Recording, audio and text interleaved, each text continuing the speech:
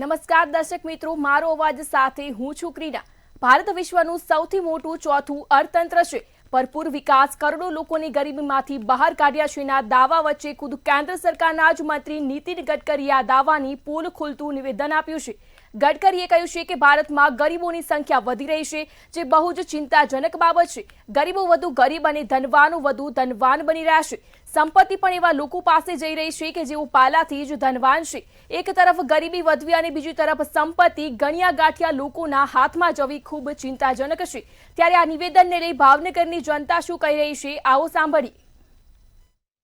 દેશમાં ગરીબી, બેરોજગારી અને યુવાનો માટે લાંબા સમયથી કોંગ્રેસ વિરોધ કરે છે। કોંગ્રેસના વિરોધમાં દેશમાં વધતી જતી ગરીબી અને યુવાનો બેરોજગાર છે તેને લઈને પ્રદર્શન પણ કરવામાં આવ્યું, પરંતુ હવે ભાજપના જ કેબિનેટ મંત્રી નીતિન ગડકરીએ પણ દેશની અંદરની હાલની પરિસ્થિતિને લઈને પોતાનું નિવેદન આપ્યું છે, જે લોક ચર્ચામાં આવ્યું છે। તેમને આ નિવેદન સાથે ભૂતપૂર્વ વડાપ્રધાન પીવી નરસિંહ રાવ અને મનમોહન સિંહને પણ યાદ કર્યા। શા માટે એમને યાદ કરવા માટે પડ્યા અને શા માટે તેમને આ નિવેદન આપવું પડ્યું, અને આ નિવેદનને લઈને ભાવનગરની જનતા શું કહે છે તે વાત કરશું। શું કહેશો, જે રીતના નીતિન ગડકરીએ જ હવે સ્વીકાર્યું છે કે દેશમાં ગરીબી વધી, આર્થિક રીતના પૈસાવાળા મજબૂત થયા અને યુવાનો છે બેરોજગાર બન્યા છે, અને ખરેખર પીવી નરસિંહ રાવ અને મનમોહન સિંહ છે તે સાચા અર્થશાસ્ત્રી હતા।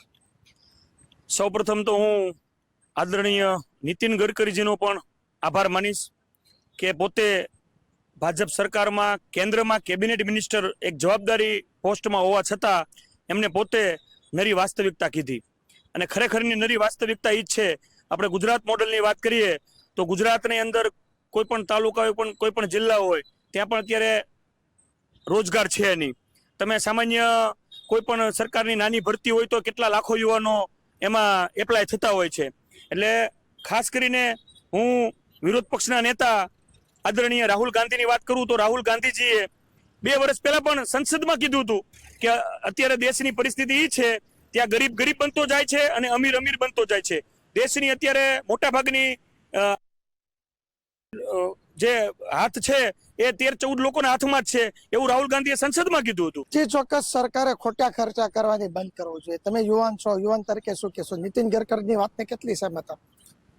ગડકરી સાહેબની વાત સાથે અમે 100% સહમત છું, હું બી, અને ગુજરાતની જાહેર જનતા પણ સહમત જ છે। આજે તમે જો ગુજરાતમાં કેટલા શિક્ષિત બેરોજગાર છે કે જે ભણી ગણી અને આટલા એના મા બાપે ખર્ચા કરાવરાવેલા છે, પણ તમે જુઓ તો એને નોકરીના નામે કે રોજગારના નામે કોઈ પણ પ્રકારની તકો નથી મળતી। સરકારી યોજનાઓ જે છે કે સરકારી તલાટી મંત્રી છે કે કોન્સ્ટેબલ છે, આમાં 25-25 લાખ ફોર્મ ભરાય છે, વેકન્સી હોય છે 5,000, 2,000, 3,000, અને એમાં પણ છબીલા થાય છે કે પેપર ફૂટી જાય છે કે રદ થઈ જાય છે પરીક્ષા। તો આમાં ક્યાંથી ગુજરાતનો યુવાન આગળ વધશે અને ક્યાંથી ગુજરાતનું ભવિષ્ય આગળ વધી શકશે? તો આ તરફ સરકારે એક સારી રીતે જોવું પડે અને શિક્ષિત જે યુવાનો છે એને રોજગારી અપાવડાવવી પડે। જી ચોક્કસ, યુવાનો રોજગારી માંગી રહ્યા છે। તમે શું કહેશો નીતિન ગડકરીની વાત? નીતિન ગડકરીએ ડૉક્ટર મનમોહન સિંહ તેમજ પૂર્વ વડાપ્રધાન પીવી નરસિંહ રાવના વખાણ કર્યા છે। તે એક સાચા વ્યક્તિ તરીકે વખાણ કર્યા છે ડૉક્ટર પીવી નરસિંહ રાવ તેમજ ડૉક્ટર મનમોહન સિંહ। ડૉક્ટર મનમોહન સિંહની સરકાર તો અમે યુવાનોએ જોયેલી છે કે જ્યારે ડૉક્ટર મનમોહન સિંહ એટલા અર્થશાસ્ત્રીકાર હતા કે તેને નાનામાં નાના વ્યક્તિઓનો વિચાર્યું હતું। Right to education, right to information જેવા કાયદાઓ ડૉક્ટર મનમોહન સિંહ લાવ્યા હતા। એટલા બુદ્ધિશાળી વ્યક્તિ હતા કે તેને ખબર હતી ભવિષ્યમાં સરકાર બદલાતી રહેશે, આવતી રહેશે, જતી રહેશે, નાનામાં નાના વ્યક્તિને શિક્ષણ મળવું પડે, તે માટે થઈને તે રાઇટ ટુ એજ્યુકેશન લાવ્યા હતા, જેમાં 1 થી 8 ધોરણ સુધીના ગરીબ બાળકોને કોઈ પણ ખાનગી શાળામાં 25% સીટો અનામત રાખવાનું જો જોગવાઈ કરવામાં આવી તો ડૉક્ટર મનમોહન સિંહે કરેલી છે। એટલે ડૉક્ટર મનમોહન સિંહની ભૂતકાળની પણ જો વાત કરવામાં આવે તો તેઓ નાણામંત્રી હતા, ત્યારે દેશમાં ખૂબ જ મોટી આખા વિશ્વમાં મંદી હતી, ત્યારે તેમને આ આર્થિક મંદીમાંથી ભારત દેશમાં 1% પણ અસર પડવા નહોતી દીધી। ત્યારે એને સાચા અર્થમાં પોતે સાચા અર્થશાસ્ત્રી છે તેવું સાબિત કરી દેખાડ્યું હતું। તેમજ આ ડૉક્ટર મનમોહન સિંહના જો વખાણ કરવામાં આવે તો તેઓ રાઇટ ટુ ઇન્ફોર્મેશન કે નાનામાં નાના વ્યક્તિ, દેશનો કોઈ પણ વ્યક્તિ સરકાર શું કામ કરી રહી છે તે ઉજાગર કરવા માટે કોઈ પણ જગ્યાએ અરજી કરી તમામ માહિતી મેળવી શકે છે। તો આ તમામ વસ્તુઓ છે તે ડૉક્ટર મનમોહન સિંહને આભારી છે। માત્ર ને આ ભાજપ સરકાર માત્ર ને માત્ર વાતો કરવામાં મહાન છે, બણગા ફૂકે છે. નીતિન ગડકરીએ સાચી વાત કરી છે કે જો સાચા અર્થમાં વડાપ્રધાન જોવા જઈએ તો ડોક્ટર મનમોહનસિંહ જેવા કોઈ વડાપ્રધાન થઈ શકે નહીં. તેમજ ગુજરાતમાં બેરોજગારીની વાત કરીએ, તેમણે કીધું કે દિવસે ને દિવસે ગરીબ બને છે, અમીર બને છે. તો તેવામાં કહેવાનું રહ્યું કે બેરોજગારીની પરિસ્થિતિ ગુજરાતમાં એટલી વણસી ગયેલી છે કે માત્ર 10,000ની વેકેન્સી સામે 10 લાખ ફોર્મ ભરાય છે. 10 લાખ ફોર્મ ભરાતા હોય તો આપણે એવું વિચારી શકીએ કે શિક્ષિત બેરોજગારીની સંખ્યા કેટલી છે. વર્ગતણની નાનામાં નાની જગ્યા કે જે લોકરક્ષક કહેવાય, જેનો પગાર ગ્રેડ પે 1800 કહેવાય, તેવી ભરતી માટે પણ ગુજરાતના યુવાનો 10 લાખ યુવાનો બેરોજગાર છે. બેરોજગાર યુવાનો અત્યારે ફાંફા મારી રહ્યા છે, નોકરીની તકો માટે વણગા મારી રહ્યા છે. ત્યારે નીતિન ગડકરીએ સાચી વાત કરી, આ દેશને ઉજાગર કર્યો છે. અને મેં કીધું એમ કે જ્યારે પાપ ભરાઈ જાય છે ત્યારે છાપરે ચડીને પોકારે છે, તેમ ભાજપનું પાપ ભરાઈ ગયું છે અને તેના જ નેતા અત્યારે છાપરે ચડીને ડંકાની ચોટ ઉપર પોકારી રહ્યા છે કે આ દેશમાં ગરીબી વધી રહી છે, ગરીબો ગરીબ બની રહ્યા છે, અમીરો અમીર બની રહ્યા છે અને બેરોજગારી ફાટી નીકળી છે. જે ચોક્કસ નીતિન ગડકરીને બધાય પણ આપવામાં આવે છે, તમે શું કહો? સૌપ્રથમ હું નીતિન ગડકરીજીનો આભાર વ્યક્ત કરું છું કે જેણે દેશના યુવાનોની ચિંતા કરી, ગરીબની ચિંતા કરી. બેરોજગારીની વાત કરવામાં આવે તો ગુજરાતમાં સતત બેરોજગાર યુવાનોમાં વધારો થઈ રહ્યો છે. બેરોજગાર યુવાનોમાં વધારો થઈ રહ્યો છે. આપ જો ગુજરાતમાં અલગ અલગ ડિપાર્ટમેન્ટમાં સરકારી જગ્યાઓ ખાલી પડી છે, છતાં તંત્ર એ જગ્યા ભરતું નથી. આજ તલાટીની વાત કરવામાં આવે તો તલાટીની 3300 જગ્યાની સામે 5 લાખ 6 લાખ ફોર્મ ભરાઈ રહ્યા છે. છતાં આ તંત્ર કોઈ દેશના યુવાનોની ભવિષ્યની ચિંતા કરતું નથી. બેરોજગાર યુવાન સતત બેરોજગાર થઈ રહ્યો છે. એને કોઈ સરકારી કે પ્રાઇવેટમાં પણ નોકરી મળતી નથી. આજ તમે જોઈ લ્યો કે એક સામાન્ય મધ્યમ વર્ગનો યુવાન જે ગરીબ હોવા છતાં ભણી રહ્યો છે, એને નોકરી મળતી નથી. તો મારું ભાજપ સરકારને એક જ વિનંતી છે કે બેરોજગાર યુવાનોને જલ્દીથી એની ચિંતા કરીને નોકરી આપવામાં આવે. જે ચોક્કસ નોકરીની પણ માંગ રહી છે, તમે શું કહેશો? જી બિલકુલ, અત્યારે યુવાનોના એટલી બેરોજગારી ફાટી નીકળી છે, બેરોજગારી ચરમસીમાએ આવી ગઈ છે. અત્યારે એક તો મોદી સાહેબ ગુજરાત મોડેલની વાત કરી રહ્યા છે, તેની ઉપરથી આખા દેશના રાજકારણમાં વધારે તે આગળ વધવાની વાત કરી રહ્યા છે. પણ ગુજરાતમાં જ એટલી બેરોજગારી ચરમસીમાએ પહોંચી છે કે અહીં તો વાત જ ન કરો. અત્યારે નીતિન ગડકરીજીએ જે કીધું છે કે અમીરો વધુ અમીર બની રહ્યા છે અને ગરીબ અતિ ગરીબ બની રહ્યા છે, તો તેના વિશે પણ હું કહેવા માંગુ છું કે અત્યારે જો ગરીબ માણસનો દીકરો જે પોતાનું પેટીયું રળીને જેના મા બાપ એને વધારે આગળ એજ્યુકેશન અપાવે અને એ એજ્યુકેશન અપાવી અને આગળ તે કોઈ પણ સારી જોબ, સરકારી નોકરી કે પ્રાઇવેટ જોબમાં કંઈક આગળ વધી શકે, તેના માટે તે સતત પ્રયત્નશીલ રહે છે. તો તે છતાં પણ હાલની તારીખમાં અત્યારે બેરોજગારી એટલી વધી ગઈ છે કે અત્યારે યુવાનો રોડ ઉપર ફાંફા મારે છે પોતાને કંઈક 5 પૈસા મળે એના માટે. અત્યારે યુવાનોને 8-8, 10-10 હજારના પગારમાં પણ અત્યારે ફૂલ એજ્યુકેટેડ યુવાનો હોય તો પણ અત્યારે નોકરીએ જવા માટે મજબૂર થઈ ગયા છે. કે એનું કારણ જ એક છે કે અત્યારે કોઈ સારી એવી નોકરી, કોઈ સરકારી ભરતી એવી કઈ સારી એવી થતી નથી. અને અત્યારે જો જે ભરતી થાય છે તેમાં લાખોની સંખ્યામાં યુવાનો ફોર્મ ભરી રહ્યા છે. તેમાં પણ તેની ઉપરથી પણ આપણને ખબર પડે કે ભાઈ અત્યારે યુવાનોમાં કેટલી બેરોજગારી છે કે લાખો યુવાનો અત્યારે 5-5, 10-10 હજારની ભરતીમાં પણ ફોર્મ ભરી રહ્યા છે. સાથે સાથે અત્યારે યુવાનોની એટલી ચરમસીમાએ આવી ગઈ છે કે અત્યારે ધંધો રોજગાર પણ તે કરી શકતા નથી, કેમ કે આર્થિક મંદી જ એટલી વ્યાપક પ્રમાણમાં પ્રસરી ગઈ છે. હજી ચોક્કસ યુવા જે ગરીબ લોકો છે તેની ચિંતા વધી રહી છે, કારણ કે દેશની અંદર ખાસ કરીને વાત કરો તો જે આર્થિક પરિસ્થિતિની સાથે બેરોજગારી છે તે પણ એક મોટું કારણ બન્યું છે. કોંગ્રેસ તો વિરોધ કરતી હતી, પણ હવે ભાજપના જ કેબિનેટ મંત્રીએ જ્યારે આવું નિવેદન આપ્યું છે ત્યારે જોવાનું રહ્યું કે ભૂતપૂર્વ જે ભાજપના નેતાઓ હતા, કાર્યકર હતા, તેમને આવા નિવેદનની અંદર શું ભોગ્યું છે અને હવે દેશની અંદર આ નિવેદન આવવાથી શું ફેરબદલો થશે? હિરેન ચૌહાણ, મંતવ્ય ન્યૂઝ, ભાવનગર. ત્યારે આજ મુદ્દે રાજકોટની જનતા શું કહી રહી છે, આવો સાંભળીએ. કેન્દ્રીય મંત્રી નીતિન ગડકરી દ્વારા જે એક નિવેદન છે તે આપવામાં આવ્યું છે. તેમણે એવું કહ્યું કે હાલ અત્યારે દેશમાં ગરીબી ખૂબ જ વધી રહી છે અને કેટલાક જે અમીરો છે તે વધુ અમીરો થઈ રહ્યા છે. આપણી સાથે રાજકોટ વાસીઓ જોડાના છે, એમની સાથે જ વાત કરશું. તેઓ શું કહી રહ્યા છે આ નિવેદનને લઈને? શું નામ આપનું અને શું કહેશો આ નિવેદનને લઈને? મારું નામ ભાવેશ કનેરિયા છે. હમણાં લાસ્ટ જ ગડકરી સાહેબનો મેસેજ હતો ન્યૂઝ ચેનલમાં અને આમાં બધામાં, કે એનું પોતાનું જ નિવેદન હતું કે ભારત દેશમાં અર્થતંત્રમાં ઝાઝા ફેરફાર થઈ ગયા છે. એમાં ખાસ કરીને અમીરો વધુ અમીર થઈ ગયા છે અને ગરીબો વધારે ગરીબ થઈ ગયા છે. અને આની પાછળ શું કારણ કામ કરી રહ્યું છે ખબર નથી પડતી. અને એવું જાણવા મળ્યું છે કે સિટી પ્રત્યે જ ધ્યાન દેવાય છે. રૂરલ નાના સિટી જેમ કે ગામડાઓ છે એ પ્રત્યે કોઈ પ્રોત્સાહન નથી અપાતું.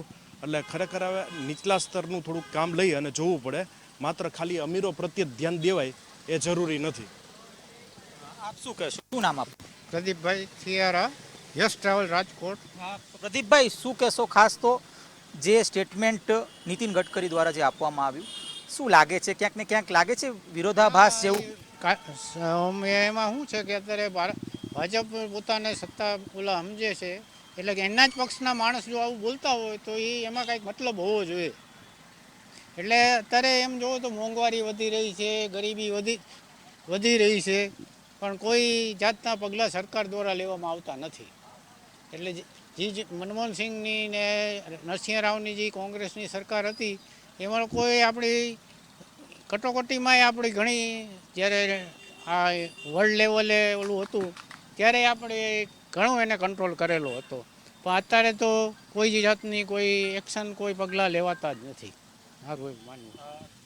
શું કહેશો? હાલ અત્યારે જે પ્રકારની વર્ણવી છે, અત્યારની સ્થિતિ, ક્યાંક ગરીબી ખૂબ જ વધી રહી છે, તો આને લઈને લોકો શું વિચારી રહ્યા છે? ક્યાંક વિરોધ લાગી રહ્યું છે?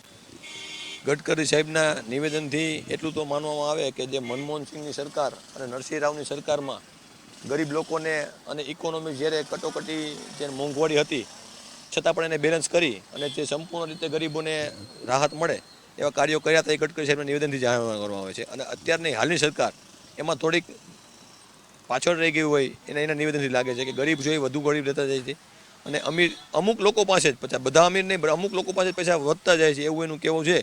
તો એ વાતને સમર્થન આપવામાં આવે છે, કારણ કે દેખાઈ આવે છે ગરીબો વધુ પડતા ગરીબ થાય જાય છે.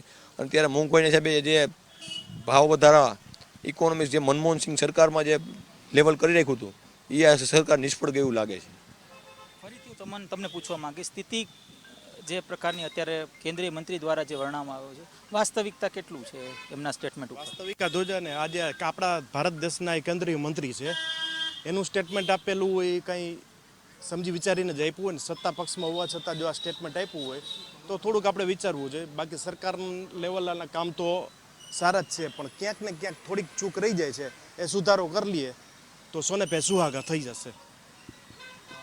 તમને ફરીથી પૂછવા માંગીશ કે પીવી નરસિંહ રાવ હોય કે મનમોહનસિંહ છે, તેમના વખાણ પણ કરવામાં આવ્યા એક ભાજપના નેતા તરીકે, તો શું કહેશો આને લઈને આપ? એક જોવાનું છે કે વિરોધ પક્ષનો જો મિનિસ્ટરે આપણા જે જૂના પ્રધાનમંત્રી મનમોહનસિંહને એને વખાણ કરતા હોય તો એ લોકોએ કામ કરેલા છે, અને આ લોકોએ તો ઉલટાનું તંત્ર વેરવિખેર કરી નાખ્યું છે એવું લાગે છે. ચોક્કસથી આ હતા આપણી સાથે રાજકોટ વાસીઓ જો જણાવી રહ્યા છે કે જે નિવેદન કેન્દ્રીય મંત્રી નીતિન ગડકરી દ્વારા આપવામાં આવ્યું છે તે ક્યાંક ને ક્યાંક યોગ્ય લાગી રહ્યું છે. અને આ સાથે હાલ અત્યારે દેશમાં જે ગરીબીની જે સંખ્યા છે તે ક્યાંક વધી રહ્યું છે, અને હાલ અર્થતંત્રને જો સુધારવું હોય તો જે નીતિ પીવી નરસિંહ રાવ અને મનમોહનસિંહની જે નીતિ અપનાવવામાં આવી હતી તે જ પ્રકારની નીતિ ક્યાંક અપનાવવામાં આવે તો આ સ્થિતિ સુધરી શકે એમ છે. કેમેરા લલિત વ્યાસ સાથે ધ્રુવ કુંડેલ, રાજકોટ. ત્યારે આજ મુદ્દે સુરતની જનતા શું કહી રહી છે, આવો સાંભળીએ. દેશમાં ગરીબોની સંખ્યા વધી રહી છે. ગ્રામ્ય વિસ્તાર કહો કે શહેરી વિસ્તાર કહો, આ ગરીબીને કારણે ક્યાંક લોકોને રોજગારી નથી મળી રહી. રોજગારી મળે છે તો એમાં મહેનતાણું જે હોય એ વ્યવસ્થિત નથી મળી રહ્યું, તો ક્યાંક ને ક્યાંક ફાફા પડી રહ્યા છે, મોંઘવારી માથે ચડી રહી છે. અને આવું નહીં, કેન્દ્રીય મંત્રી નીતિન ગડકરી દ્વારા કહેવામાં આવ્યું છે.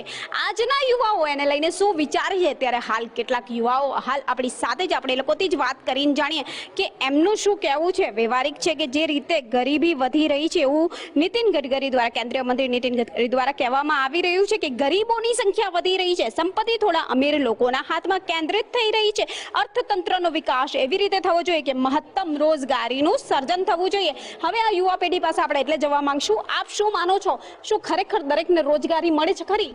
નથી મળતી, દરેકને રોજગારી નથી મળી રહેતી. આ તો તંત્ર એવું બની ગયું છે કે જે અમીર છે તે અમીર વધારે ને વધારે અમીર બનતા જઈ રહ્યા છે અને ગરીબ છે એ વધારે ને વધારે ગરીબાઈ તરફ ધકેલાય છે.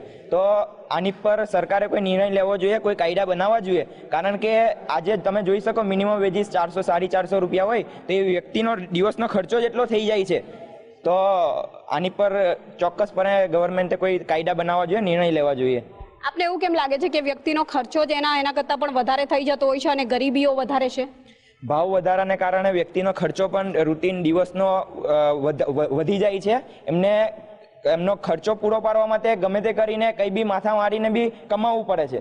એમને 8 કલાક કરતાં 12 કલાક કાં તો વધારે નોકરી એમને કરીને બી ગમે તેમ કરીને પૈસા કમાવવા પડે. કારણ કે એમનું ભાડું હોય તો કે ઘરમાં ભાડેથી રહેતા હોય તો 10,000 રૂપિયા ભાડું હોય, ત્યારબાદ અન્ય ખર્ચા હોય જીવન જરૂરી, તો એ બધા પૂરા નથી થઈ રહેતા એમના પગારમાં. તો એમણે પગાર પૂરો નહીં થઈ રહે એટલે એને કંઈક ને કંઈક બીજું કરવું પડે છે. આમાં કેટલાક વ્યક્તિ સામાજિક દૂષણમાં બી ચાલ્યા જાય છે, કંઈક ઉલટા રસ્તે પણ પૈસા કમાવા માટે ચાલ્યા જાય છે. આપને એવું કેમ લાગે છે કે આ પૂરા ખર્ચા નથી પડતા? કેમ નહીં પડતા? કેમ કે આ ભાવ વધારાને કારણે દિવસે ને દિવસે કંપનીઓ વસ્તુ પ્રોડક્ટના ભાવ વધારતી રહે છે અને જેના કારણે પૂરતી રોજગારી મળી નથી રહેતી દરેકને. જેના કારણે એમનો ખર્ચો પૂરો થઈ નથી શકતો. વાત સાચી છે, કારણ કે દિવસે ને દિવસે મોંઘવારી વધે છે. આપણે એક બેનથી પણ પૂછીશું, તમે ક્યાંથી આવો છો અને ત્યાં કઈ રીતના ગુજરાન ચાલતું હોય છે, કઈ રીતનો માહોલ રહે છે? શું ગરીબી ગમે ત્યાં નડે છે ખરી? હું ભરૂચથી આવું છું અને હા, ગરીબી બધાને જ નડે છે. કેમ?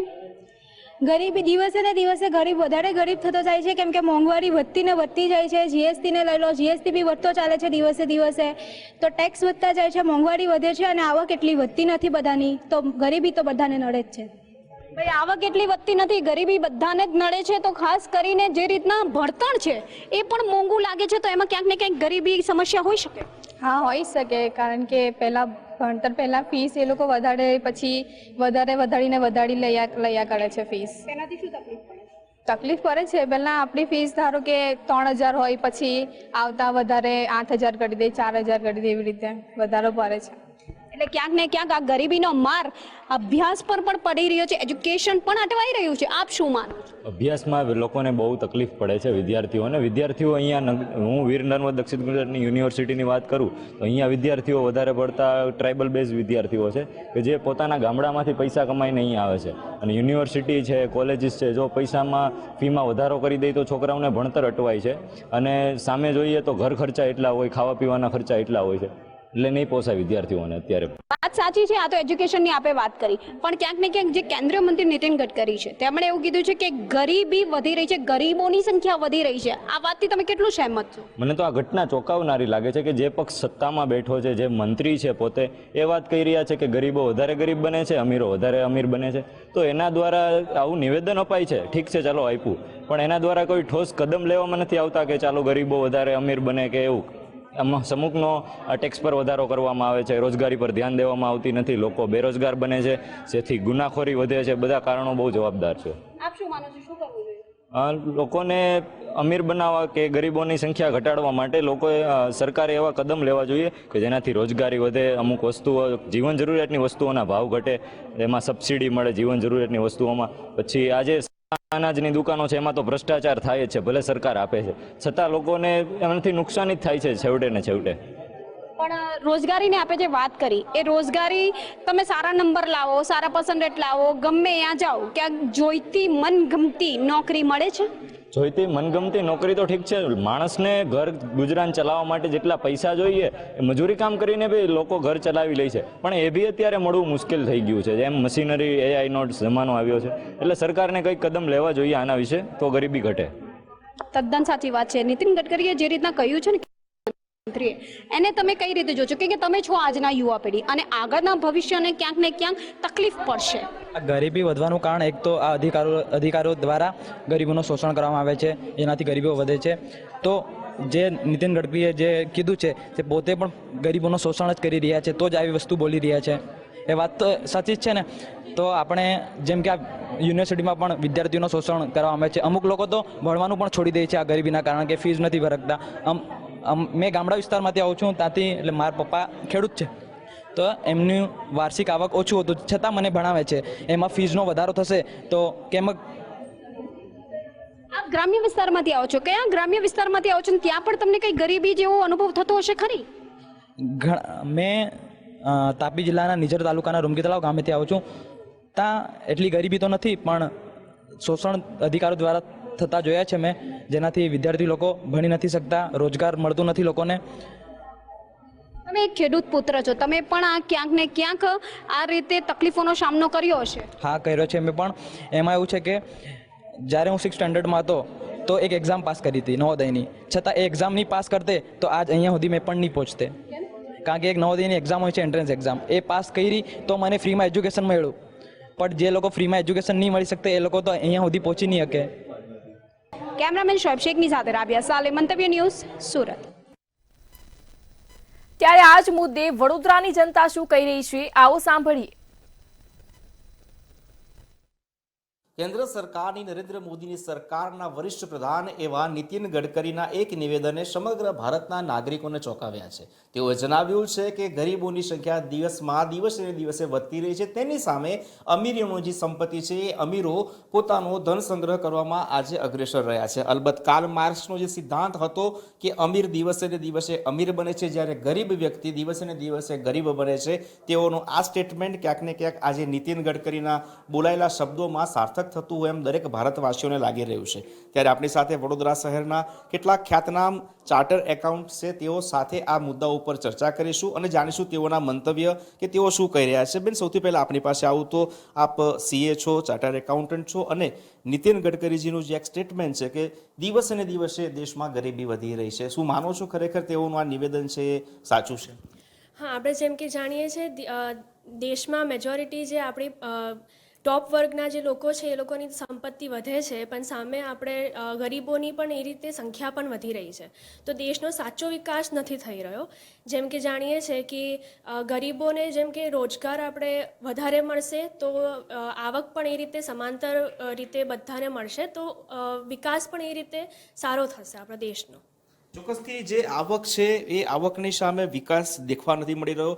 જીડીપીની જો વાત કરીએ તો તે પણ ભારત અન્ય વિકસિત દેશોમાં પાછળ છે, પરંતુ એક મિનિસ્ટર જ્યારે આવું સ્ટેટમેન્ટ આપે, સાથે સાથે તેઓ દેશના એમના વિરોધ પક્ષના બે નેતાઓ જે કહી શકાય જે આપણા વડાપ્રધાન રહી ચૂક્યા છે તેમના વખાણ પણ કરે છે. એટલે આર્થિક ઉદારતા સાથે જે અર્થતંત્રની વાત છે એ સહજ રીતે નીતિન ગડકરીજીએ કહી છે. શું કહીશું, ખૂબ અનુભવી સીએ તરીકે આપ વડોદરામાં વર્ષોથી છો.